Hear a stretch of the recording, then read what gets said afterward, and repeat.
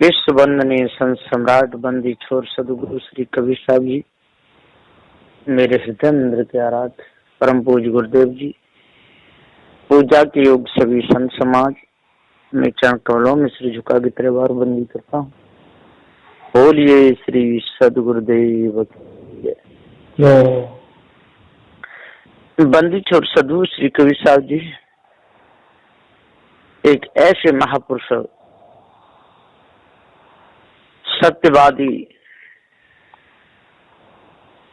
धर्म पथ पर चलने वाले हुए।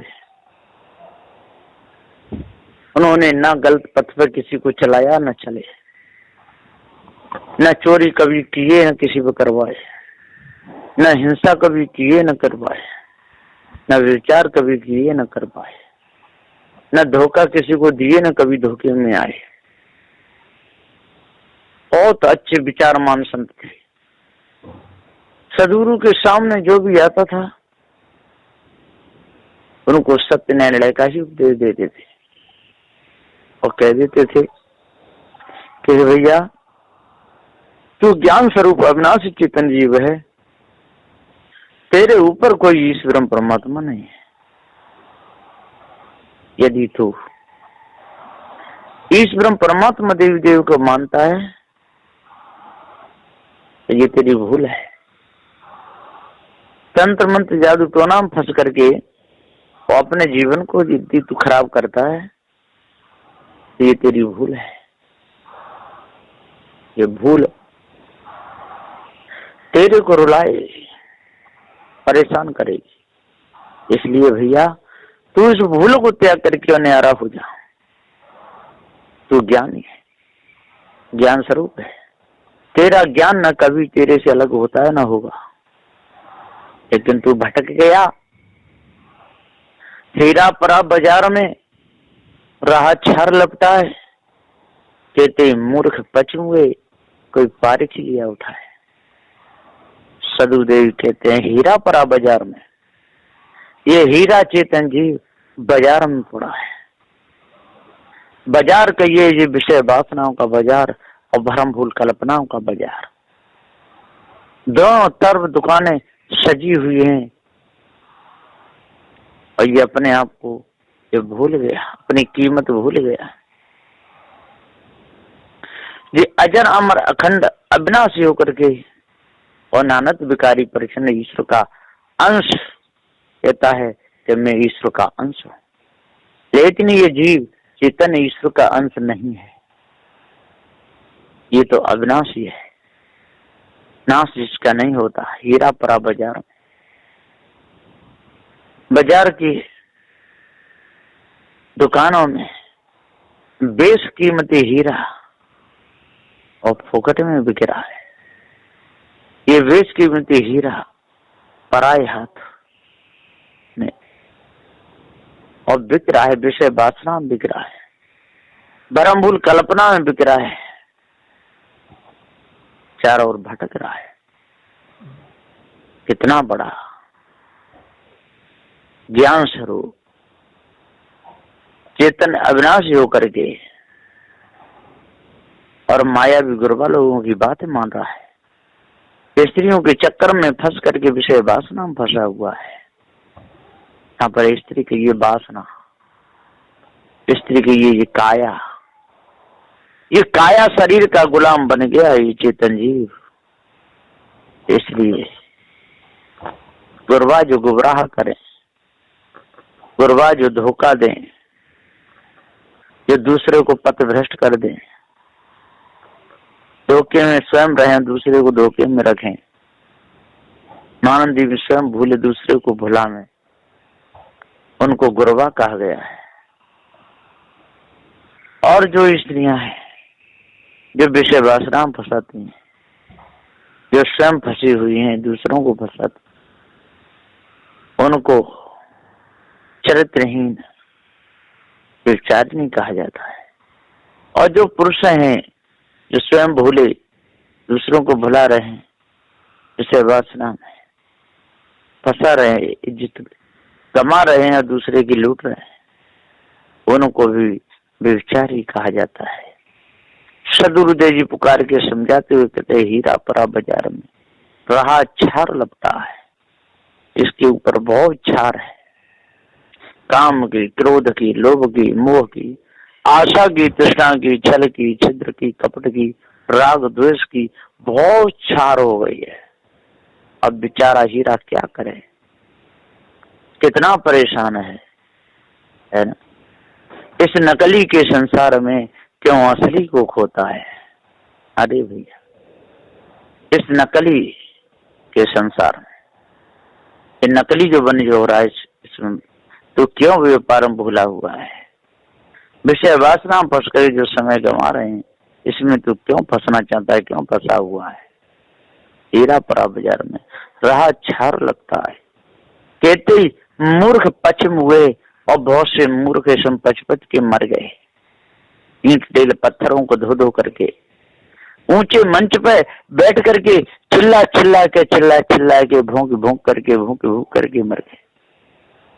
सदगुरुदेव जी पुकार के समझाते हुए कहते हैं, कहते ही मूर्ख पश्चिम हुए और विषय वासना में फंस करके, स्त्रियों के रंग रूप को देख करके, स्त्री पुरुष के रंग रूप को देख करके विषय वासना में अंधी होकर के और दोनों के दोनों अपने समय को बर्बाद कर दिए। स्त्री भी अंधी हो गई और ये पुरुष भी अंधा हो गया। और वासना बस ही इसने ये शरीर धारण किया था, एक तरफ स्त्री का एक तरफ पुरुष का। यदि विवेक दृष्टि से देखा जाए, पारक ज्ञान के द्वारा निर्णय किया जाए तो न कोई स्त्री है न कोई पुरुष है। ये अविनाशी चेतन अजर अमर अखंड अविनाशी है, इसके ऊपर कोई ईश्वर परमात्मा नहीं है। तो सदगुरुदेव कहते हैं कि हीरा परा बाजार में रहा छार लपटा है। कहते मूर्ख पश्चिम हुए, कोई पारख लिया उठा है और जिसको पारक ज्ञान हुआ, जिसको पारक की सदगुरु मिले, उसने अपने आप को बचा लिया। तो सदगुरु का उपदेश है, सदगुरु कह रहे हैं कि मुझे पारक ज्ञान हुआ, तब से मैं कभी भी इन मायावी गुरबा लोगों के चक्कर में नहीं आया और संसार में जो विषैले जो पुरुष और स्त्री हैं इनके चक्कर में भी नहीं आया। मुझे ज्ञान हो गया, मैं अपने पद को जान गया, मैं सत्य न्यायालय से ही चलता हूँ, मैं सत्य न्यायालय का ही उपदेश देता हूँ। मैं न धोखे में किसी को फंसाता और न स्वयं फंसता। मेरा तो कारोबार इन सब से अलग गई है। तो हीरा परा बाजार में रहा छार लपटा है। कहते मूर्ख पश्चिम हुए, कोई पार के लिया उठा है और जिनको पार ज्ञान हुआ उन्होंने अपने आप को बचा लिया। उसने मायावी गुरबा लोगों के जाल से अपने आप को स्वतंत्र कर लिया। उन्होंने इस संसार के चक्कर से, विषय वासना से अपने आप को स्वतंत्र कर लिया। चाहे वो नारी घट में हो चाहे नर घट में हो, जिसको पार ज्ञान पूरा हो गया वो कभी भी धोखे में नहीं फंसेगा। इस ब्रह्म परमात्मा की कल्पना में वो कभी नहीं फंसेगा। देवी देवता तंत्र मंत्र जादू टोना में वो कभी नहीं फंसेगा। धोखे में फंस करके ईंट दिल पहाड़ पर्वत नदियों की पूजा वो कभी नहीं करेगा। वो शुद्ध साफ पवित्र अपने रहने को रखेगा और रहने बिन तो सारी परखी अधूरी है। बिना रहने के कोई पारखी संत पूरा हो ही नहीं सकता है।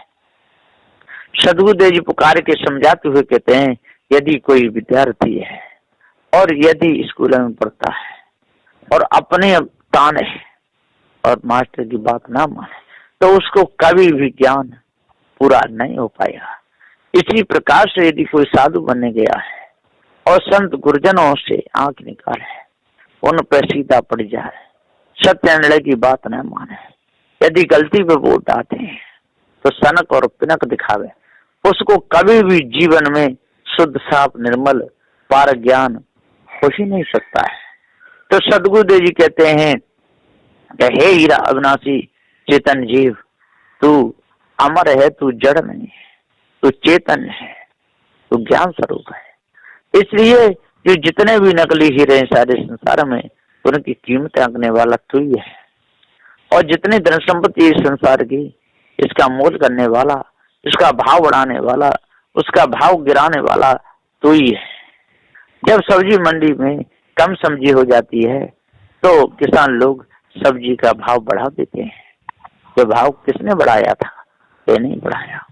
और जब बहुतायत ज्यादा हो जाती है, विशेष चारों ओर से टकराने लगते हैं, सोई उन सब्जियों का भाव गिर जाता है। तो गिराया किसने? इस मनुष्य ने गिराया। और बढ़ाया किसने? इस मनुष्य ने बढ़ाया। क्यों? इस समय के अनुसार यदि कम है तो सबको चाहिए, तो 50 रुपया किलो वही चीज 10 रुपया किलो वाली और 50 रुपया किलो कर देते हैं। फिर भी लाइन लग करके वो सब्जी बिक जाती है, कहते नहीं। ठीक इसी प्रकार से इस संसार में जब अपने आप का जब ज्ञान हो जाएगा तो कभी भी ये अविनाशी चेतन जीव धोखे में नहीं फंसेगा। तो हीरा पड़ा बाजार में और रहा छाल लपटा है। कितनी छाल लप गई है, कसाई बन के ये हीरा चेतन जीव बैठा है ना। कहीं बेरुपया बन करके डोर रहा है, कभी नचकुद्दा बन के डोर रहा है, और कभी नौटंकी में अजोकरी दिखा रहा है। ये हीरा चेतन जीव कितना बावला, कितना उतावला, कितना बुद्धि का हीन हो गया है। यदि आज अपने आप को यदि ये चेतन जीव जान ले तो खर्च काय आबाद की, फिर काय का खर्चा? कोई खर्च नहीं। फिर तो ये स्वतंत्र निर्मल निदाग छरा फटका शुद्ध साफ निर्मल है। इसकी कीमत कोई नहीं दे सकता है, तो जो बेशकीमती हीरा है। इसलिए हे भाई ज्ञानी हो, विद्वान हो, 4 विचो 7 18 प्राणों के ज्ञाता हो, जब भी तभी सन्यासी हो, अपने आप को जान लो, अपने आप को इस भ्रम से निकाल लो। नहीं तो ये तो हीरा अरे मिट्टी के मोल बिक जाएगा, तेरी कीमत कुछ भी नहीं रहेगी। कोई भी तेरे को नाना नाच न जाएगा। और जब तू अपने आप को जान जाएगा और भ्रम भूल कल्पना जब विषय वासना मिट जाएगी, तब तू एकदम स्वतंत्र हो जाएगा, पवित्र हो जाएगा। तो जात वर्ण का जो विकार है वो तेरे अंदर से निकल जाएगा। जो अभिमान घमंड है कि मैं बहुत बड़ा सेठ हूँ, साहूकार हूँ, ये आपके अंदर से निकल जाएगा। मेरे समान कोई नहीं है, मैं बहुत बड़ा हूँ, मेरे सामने इसकी हिम्मत कैसे पड़ गई मेरे सामने बात करने, ऐसा अभिमान तेरे अंदर से बिल्कुल निकल जाएगा। कुत्ते भूखते रहते हैं और हाथी चलता रहता है। इसी प्रकार से सदगुरुदेव जी पुकार के कहते हैं कि जो पारकी संत हैं वो अपनी मंजिल तय करते रहते हैं, और कुत्ते कहिए जो कामी, क्रोधी, लोभी, मोही, हठी, सठी, पक्षपाती, सनकी, पिनकी, ये सब के सब धोखे में रहते हैं। ये धोखे से निकल ही नहीं पाए, भौंकते रहते हैं, है ना। और सतगुरुदेव अपने मस्त त्याग वैराग में और रहते हैं। आज पारसी संत भी उसी पथ पर चलते हुए त्याग वैराग में अपना जीवन जी रहे हैं। कभी किसी को धोखे में नहीं फंसाते, कभी नहीं गिराते। और यदि जो धोखे में फंसाते हैं और धोखे में यदि गिराते हैं और पारखी सदगुरुदेव से वेश लिया है तो वो पारखी नहीं है, वो बेपारखी है। उन्होंने हीरा की कोई कदर नहीं जानी। वो अंत में और उन्हीं खाने में जाएंगे जिससे आए थे। वो चाहे कितने विज्ञानी विद्वान हो जाए, पर जब तक पारक ज्ञान नहीं पूरा होगा तब तक वो अधूरे ज्ञानी माने जाएंगे। इसलिए अधूरापन को और त्यागना चाहिए। पूरा साहेब से ये सब विद पूरा होए, ओछे से नहीं लगाए के और मुलुगा खोए। सदगुरुदेव जी पुकार के कहते हैं कि हे भाई ज्ञानी हो, विद्वान हो, 4 विचो 7 18 प्रणव ज्ञाता हो, यदि सेना चाहते हो तो पूरा साहिब से ही है, जो पूरा हो, जिसके अंदर विषय वासना न हो, जिसके अंदर भ्रम भूल कल्पना न हो, जो चारों ओर से छूटा हुआ हो, सर्वस्व स्वतंत्र हो, किसी प्रकार का विकार उसके अंदर न हो, ऐसे साहिब को चाहिए। तो पूरा साहिब चाहिए, सब विधि पूरा हो और सब विधि से पूरा हो, किसी भी प्रकार से वो गिरा हुआ ना हो। इसलिए पूरा साहिब चाहिए, सब पूरा हो, ओछे से नहीं लगाए के और मूल आवे खोए। यदि इन ओछे मायावी गुरुआ लोगों से नेह लगाओगे और ओछी यदि स्त्रियों से नेह लगाओगे, जो ओछे छोटे तुच्छ बुद्धि वाले भ्रष्ट लोगों से नेह लगाओगे, तो आपको कुछ भी नहीं मिलेगा। मूल आवे खोए और मूल भी खो जाएगा। मूल रूप में शुद्ध साफ अजर अमर अखंड अविनाशी चेतन जीव है। तो आप इस बाजार में फंस करके, इस कचरे में फंस करके, इस गंदगी में फंस करके, इस चैला में फंस करके अपने समय को आप गमा दोगे, आपको कुछ भी नहीं मिलेगा। तो सदउदय पुकार के मूल आवे खोए। इसलिए अब मूल को नहीं खोना है, अब अपने आप को जानना है, नहीं तो चलते चलते बड़ी बुरी दशा हो जाएगी। पग थक जाएगा, चलते चलते पग थका, नगर रहा नौकोश, बीच में डेरा पड़ा, कहो कौन का दोष। सदउदय जी से 50 नंबर की साखी में बहुत समझाते हुए और कह रहे, समझा रहे सदउदय जी ने कोई कसर नहीं छोड़ी। यदि कसर है तो स्वयं हमारे अंदर है और कहा है। साहब ने पुकार के समझाते पूरा भेद बता दिया कि चलते चलते पग थका और नगर रहा नौकोश, और नगर नौकोश ही रहा। नौकोश में चेतन जी भूला रहा, शब्द में, स्पर्श में, रूप रस गंध में, चित्त मन बुद्धि अहंकार में ही भूला रहा। अन्न में, प्राण में, मनो में, ज्ञान में, विज्ञान में, शब्द में, आनंद में, प्रकाश में, आकाश में, इन्हीं में भूला रहा। इनसे बच नहीं पाया। पृथ्वी जल वायु अग्नि आकाश और चित्त मन बुद्धि अहंकार, इनमें ही लगा रहा, अपने आप को नहीं जान पाया। कितना बड़ा। तो सदउदय जी पुकार के समझाते हुए कहते हैं, इस साखी का वेद कितना अच्छा सदगुरुदेव ने बताया। फिर भी यदि कोई भ्रम में ही लगना चाहे, धर्म को न त्यागना चाहे, तो इसमें बंदी छोड़ सदगुरुदेव क्या कर सकते हैं? कुछ भी नहीं कर सकते हैं, है ना। घर का सुतई यदि अयाना हो, मांस खाता हो, शराब पीता हो और बाप माँ की बात नहीं मानता हो, तो ऐसे दुष्ट को समझाने से क्या लाभ मिलेगा? कुछ भी नहीं मिलेगा। इसलिए जो चतुर होते हैं, जो जानकार होते हैं, जो पूरे होते हैं, समझदार कभी पक्षपात नहीं करते और उनका पक्ष भी नहीं लेते।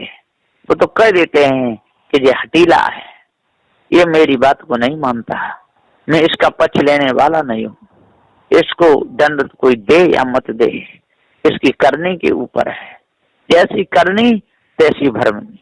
इसी प्रकार से गुरु लोग भी कह देते हैं, जो शिष्य उनकी बात नहीं मानता है, जो अकड़ीला होता है, जो आंख निकलता है, जो एकदम मुंह बात करने लगता है, सामने पर अड़ जाता है, तो फिर संत गुरुजन समझ लेते हैं कि ये हट का हटीला है ना, बुद्धि का भ्रष्ट है ना, इसकी बुद्धि कितनी खराब है। फिर उससे फिर अपने आप को अलग कर लेते हैं।